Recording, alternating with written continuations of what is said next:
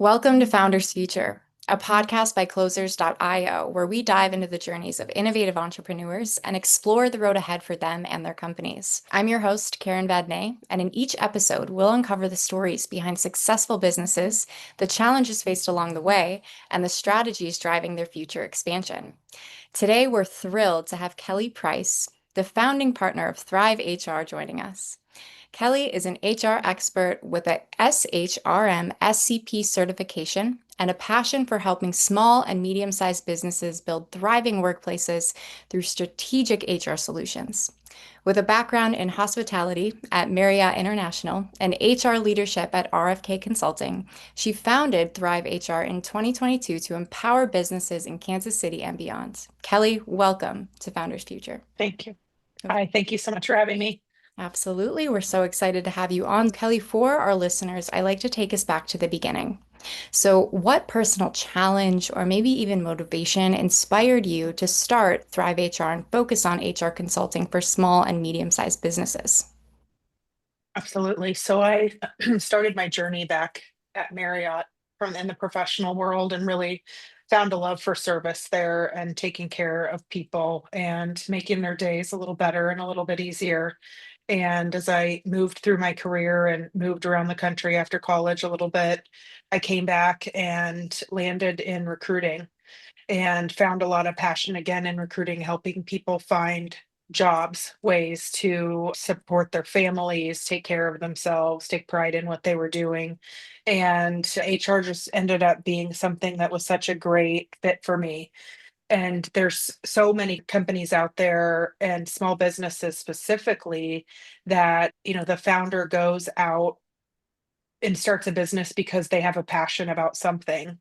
And because they're so passionate, it's successful. And then, oh crap, I'll have employees. What do I do now? And what do I do with these people? And how does this work? So, helping people, small business owners and founders who have found themselves in that situation, maybe have an HR person or don't have anyone in HR, figure out how to align their people and business strategies has been really amazing and watch their businesses grow and turn around and actually be able to focus on business problems instead of just people problems all the time. Yeah, absolutely. I love it. Let's dive in for the listeners into the nuts and bolts of what you're doing here. So, can you walk us through who is your ideal client for Thrive HR? Who do you love to work with? What are the different offerings and services that you provide, like HR strategy, compliance, talent acquisition, or coaching? Absolutely. Yeah. So Thrive HR, like I said, we like to focus on small and medium-sized businesses. And, that customer profile, it's pretty industry agnostic, honestly. I don't like to, or I don't have experience, I should say, as much with higher education, with unions. I would prefer that out. There are certain states I stay out of as well, just because I've not worked in those states personally, and they're a lot more challenging. So a consultant who has experience in those states has a lot higher success rate than I would have. So we like to come in and really start with an audit. We like to figure out what is going on in your business from a people standpoint, and it's everything from how you attract candidates, what's your recruiting strategy, how much turnover do you even have, what's your growth strategy, into do your managers know how to interview, and then do they know how to onboard, and then do they know how to do you have a program for benefits, and what does that benefits program look like? The world has changed so much in the last 5 years, very specifically, but even prior to that, offering medical and dental benefits is a requirement now. It's not benefits, that's just part of your compensation. You have to really think about what's important to your employees, whether that's wellness benefits or flexibility or family benefits. There's a lot more that goes into that. And then do you have a partner to be able to provide you those benefits, because they're also often, other than payroll, the second most expensive part of having employees. Mm. And then we get into really looking at how are your employees managed, meaning do you have the right people in the right seats? How are you having those conversations? How often are you having those conversations? Who's having those conversations? What's your total rewards platform look like? Do you have programs for recognition? How are you compensating? And then even how are you exiting people?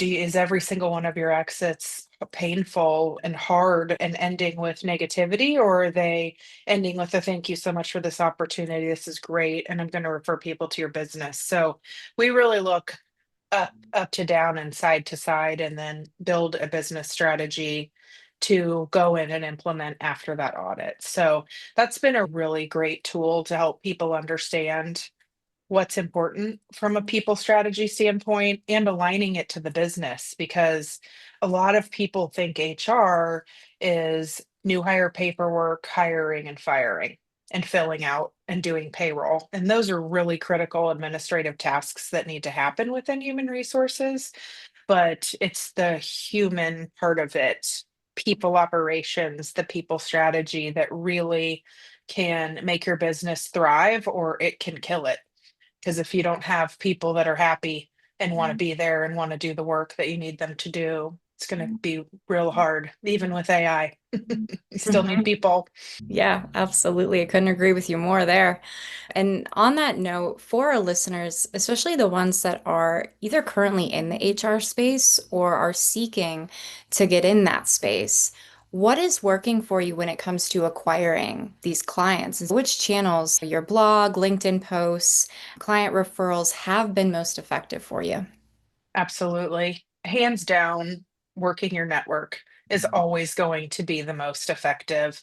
I think LinkedIn is absolutely necessary. It helps give you a voice, it helps you reach people that you don't know.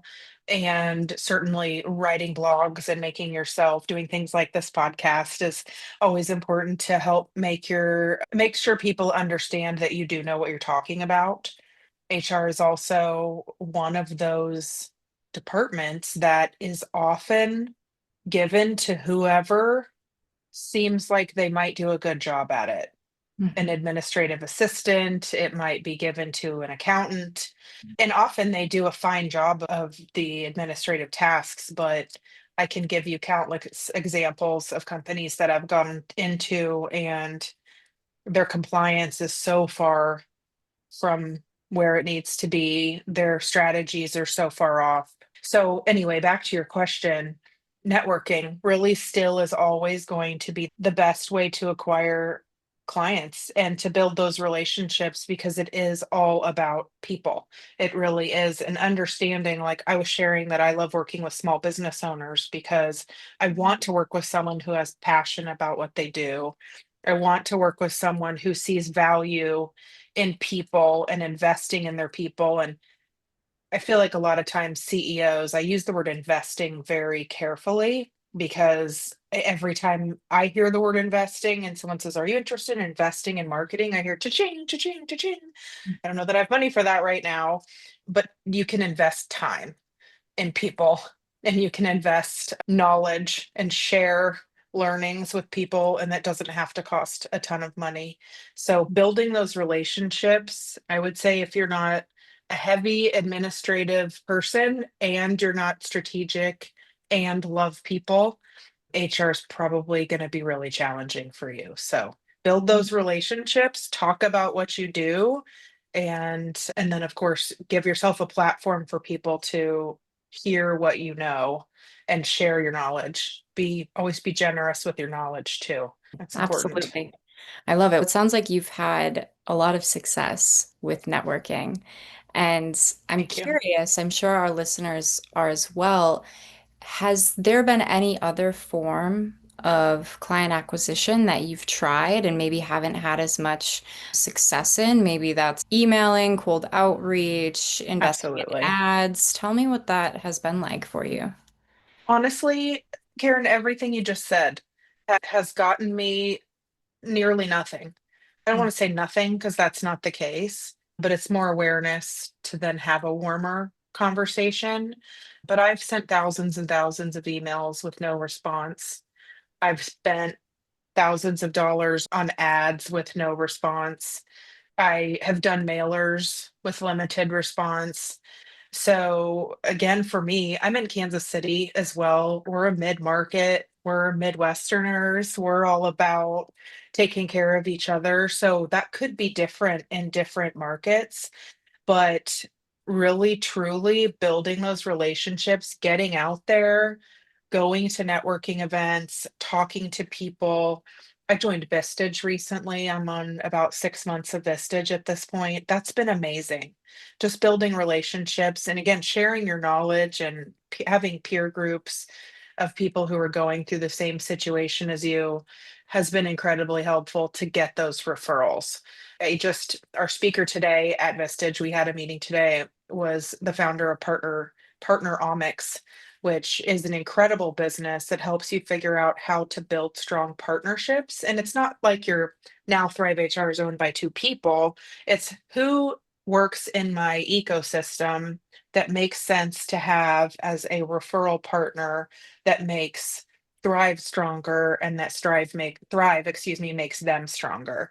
So that was really cool to hear about and learn about more. And I guess one piece of advice I would give to anybody who's trying to build their own business is don't be threatened by your competitors. Figure out what their strengths are and what your strengths are and how you can help each other. Because I've seen people who fight against what another competitor is trying to do and it doesn't work at all and it just makes you look bad. But when you're partnering together and trying to be better together, makes everybody better. And ultimately, all of our goals as consultants should be doing the right thing for the client. So Mhm. sometimes that's not us and it's someone else, and that's okay. Absolutely. Yeah, being able to say no and then having a, a line of people that you could refer somebody to says a lot of Yes. you as a person because you can't say yes to everybody, right? No, you can, but you're going to fail a lot if you do. Yeah. Exactly. Yeah. All Uh, goes around too. Comes back yeah. to you. Karma's real, in my opinion. Yeah. And Kelly, I'm curious. I'm sure our listeners are as well. Can you take us through your customer journey? So let's say I'm coming in, I need your help. Take us from A to Z, what that looks like from someone discovering you to then engaging in your consulting services. And then how is your team structured today for that, for marketing and then sales efforts as well? Absolutely. So I'll start by saying we're really small. I'm the only employee of Thrive HR. I have three consultants that work with me. I have a marketing partner, I have a recruiting partner, and a couple of referral partners as well. So we're a pretty small business still. But the first thing I want to do is find out one, are we an ideal fit for you? Is that we want to do our discovery meeting and really understand what are your goals?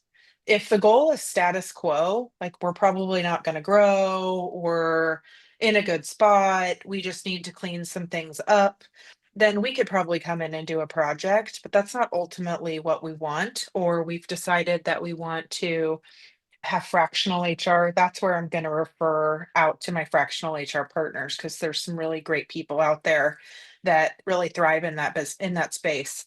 We're not your day-to-day partners. We're your strategic partners. We set you up and then we want to help you go fly and we'll go on to the next person. So our next company.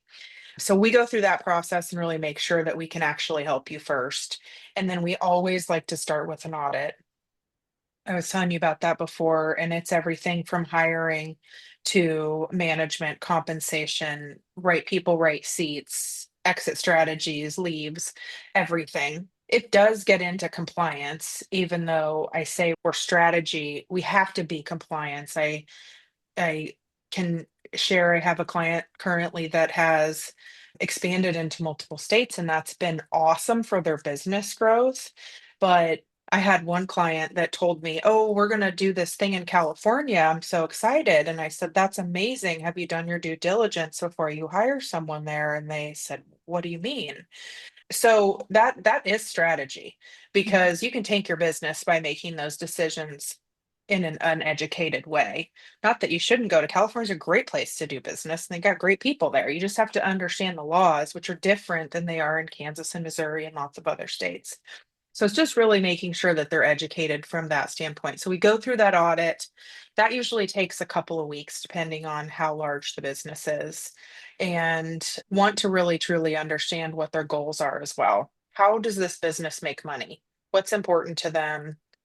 What's your next 5 years look like? Do you even understand what HR does? And do you see value in it? Because the answer could be, I do understand what I think they're supposed to do, and no, I don't see value in it. And then we need to say, can we help you understand value in that? Is that even important to you? Or do you just need an administrator to get stuff done? That's one of the beautiful things about consulting. I always, when I was in my corporate jobs, working for those companies, I drank the Kool-Aid. It was, this company is what I'm about. It's what I stand for. I was in HR. I was hiring for them. If you don't have that mentality in a corporate HR role, your job's going to be a lot harder. But when you're in consulting and you start your own business, one, you got to find out your own flavor of Kool-Aid, find out what flavor you are and what's important to you, and then align yourself with those businesses. And also, you have a lot more flexibility to be honest. That sounds strange. I think anybody in HR or that does consulting will understand that, but be honest, be really objective because they're paying you to tell them the truth. They're paying you to tell them what they could do, what they should do, and if they don't do it, what Mhm. happens. And I say the benefit of that is that if the client gets mad at you for doing that and doesn't want to do the right things, then maybe you don't want to work with that client. You're not Right. stuck in the day to day like you are in a full time position, if that Mhm. makes sense. I hope that Mhm. answered your question. Yeah, absolutely. And you answered the second half first, stating that your team is fairly small. And so with these Mhm. calls and everything, you're taking most of them, correct? When it comes to the sales calls? I do. I do. I primarily do all of the sales. I'm really excited because I am in talks with someone to take the Kansas City market because my family is relocating to Florida and we are going to be expanding into the Southwest Florida market as well. So Thrive HR is growing, which is Nice. really exciting. That is really Thank you. exciting. Before we get into the vision and growth of what we're doing here, I'm curious, Kelly, if you had to identify like your biggest bottleneck to growth right now, is it attracting new clients, converting leads, delivering tailored HR solutions, or something completely else? I would say it's definitely hands down getting in front of potential clients right now. I Hmm. think between the economy just challenging right now. The tariffs have hit several of my businesses that I work with. Small businesses are always hit harder whenever there's an economic downturn or economic uncertainty, I should call it, instead of a downturn. But that's definitely the biggest challenge with competing priorities. I have I have a lot of referrals that are sitting right now, and every reason why they're sitting makes sense. We're waiting to figure this out, or I'm not sure how this is going to go, or I have, I need to focus on revenue right now, and you're an expense. There's value that comes from it, but it's ultimately not going to be necessarily a revenue producing expense. It's not going to, the ROI on it is not as easy to calculate when it Sure. comes to people. So that is hands down the most challenging thing. And the best thing that I tell myself and tell anyone else is just keep trying and keep building those relationships and just be there for them. I have several of those CEOs that I'm just building a relationship with and hey, you need something, I can do it for you really quick. In reality, it takes me 10 minutes. Of course, I can do this for you. I'm not going to send you a bill for that because I know that when the time is right, we will have the partnership and we will have that relationship, or they'll know someone who can benefit from our services. Of course, I'm a for-profit business too, so I want that business also, but I'm more in it for the long game and building those meaningful relationships that we can actually help turn around their business. Absolutely. Yeah, absolutely. Okay, let's get into the vision and growth then, Kelly. So, what are some of the top priorities for growing Thrive HR over the next, say, 6 to 12 months? And are there any specific revenue or client acquisition targets? And what are the key drivers for reaching those numbers if you have them?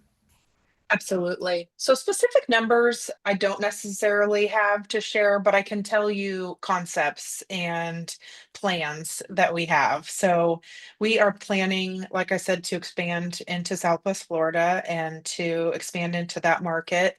And hopefully with both with my fractional partner and with the strategic piece. So I'm really excited about that market. We have two really major service offerings, which I didn't answer this before, but we do Thrive Evolve and Thrive Flex.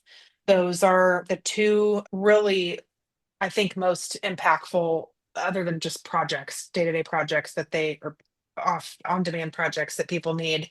But Thrive Flex is essentially, again, we always start with the audit, and then we go in and we say, okay, you have 5 to 10 hours worth of work we could do a month, even 20 or 40. I'd probably cap that at about 40 hours a month that we would work with the clients. And we'll do special projects, we do consulting calls. It's really just dipping our toe into their business. So we may say, we need to redo your handbook, we need to look at your compensation programs, we need to evaluate your benefit strategy. Those are the findings that we find in our and put into the strategic plan. And then we kind of work on that on an hourly basis throughout the months. And again, we call that flex. And then evolve is you have a real opportunity to build an HR department here. Maybe you have a couple hundred people, or even you're emerging, you're growing, and you're about to have 100 employees, and you've not had a dedicated HR person. Okay, let's get in there. Let's build the department. Let's build the foundation, get you someone hired, to get them trained, and then we can stay on as fractional CPO. I have a client that I did that for, and I'm on year two with them, where I hired them someone, I built their whole HR department, and she was promoted to HR manager in January, and I stay on in the executive seat. And that's been a really great fit and a cool success story. But it really, as I tell people when I'm selling, how much in your cheese do you want me? Can I sit on your leadership team? Can I look at your strategy? Can I understand your financials? And if they will let me in, we can make some really great impact. But Flex is a great way to get in there and just start to get to know each other and understand how Thrive works. So, the other consultants that I work with and that work on my team as well, they have to be director level and above. If you've not done all aspects of HR and can look at the 30,000 foot view and really understand how to put the pieces together, then you're not a good fit to be a consultant at Thrive. And we have talent acquisition partners, that's all they do. So we partner with a group pretty exclusively, and they're outstanding and they do a great job finding even those hard. I think they do a better job at hard to fill positions than they do at just the day-to-day ones, because that's just, I think they see it as a challenge and then get after it, and then have a couple of fractional partners as well. But if we need the day-to-day people and they don't want a permanent person, we can bring those in. There's that. One of the next things I'm spinning up is Thrive AI, which I'm very excited about. This is going to be our onboarding division, using AI platforms to take policies and procedures that you already have in existence and use AI to build onboarding and training programs to help get your customer service reps and your salespeople and maybe your purchasing group and even HR and recruiting, people that need to understand your business quickly so they can help sell it or execute it faster by using AI tools. So Mm, we're just starting a few projects using in that new division. I'm very excited about that as well. incredible. So much valuable information right there for our listeners. Kelly, Thank you. before we fully wrap up, I want to ask one more question. And so, what is the best piece of advice that you've received about scaling an HR consulting business? Oh my gosh. Best advice. I got to think about that. I'd just say, I've got a couple, if I can share a couple. Yeah, of course. So, one, somebody said to me a long time ago, and I've kept this, and one of my former employees made this for me. I don't know if you can see it, but it says no ask, no get. Yeah. And so I always said that. I worked for a startup company for 8 years and led the HR organization there. And it was always, do we have budget for that? I'm like, I don't know. Just ask, no get, right? So I would say, as you're starting a business and as you're trying to scale and see what clients you could get or what opportunities you can get, no ask, no get. Just ask. Business ownership is not for the timid, that's for sure. And we have to give ourselves motivational speeches on a Mhm. regular basis. And sometimes I even use chat GPT to give me a motivational speech. Like I need some help Yeah. today. The other one I would say that a girlfriend gave to me when I was trying to decide whether or not to accept an executive position that I had the opportunity for like 3 months after I started my business. And it was really good money, really exciting opportunity. And I thought, oh man, this is really cool. Maybe I'm going to just ditch this consulting thing and go do this. She said, take a few minutes and write down your top three values. What are the most important things to you in your life? Mm. And I did that. And they were my family, my health, and my time. And she told me, if you are willing to give up all three of those things, you should take that job. Oof. And yes, I'll never forget it. And I'll always be incredibly grateful to her because to this day, over 3 years later, I still stack everything up to that. Is this decision going to affect those three things? And if it is negatively going to affect those three things, it's a no. Yeah. Wow. That was powerful. Oh, I thanks. love that. Good for you, Kelly. Thank Sticking you. with it. That does wrap up another inspiring episode of Founders Future. And I want to thank Kelly Price for sharing her incredible journey and insights with us today. You can find out more about Kelly and her company at thrivehrkc.com. And to our listeners, if you enjoyed this episode, don't forget to subscribe to Founders Future wherever you listen to your favorite podcasts. You can also find more resources and insights at closers.io, where we're dedicated to helping businesses accelerate their sales and marketing efforts through world-class systems and playbooks. Until then, keep climbing, and we will see you on the next one.